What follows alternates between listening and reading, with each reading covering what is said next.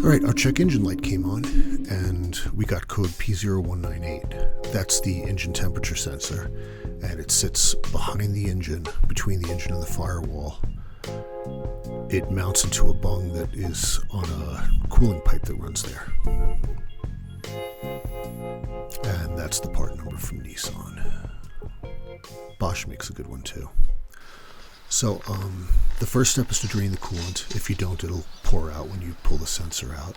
And it's very easy to do this on an Xterra. Through the skid plate, you can access this Phillips head bolt. And that's it. Just like that, coolant everywhere. So this is what the drain plug looks like. It's a plastic piece, and it's got a rubber washer on it.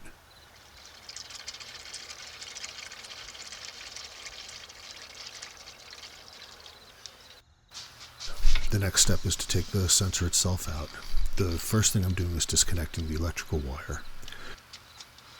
You press this tab in and lift the connector off. It's that simple.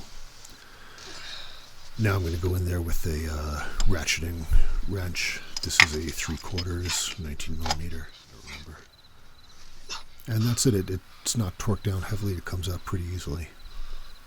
So there's the replacement, and you can see the washer on there. All you want to do is compress that washer, so the mounting torque is 10 to 12 pounds. It's about as much as you can put on it with the wrench back there. It's pretty easy.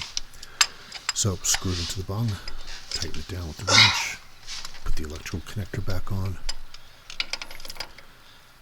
and that's it.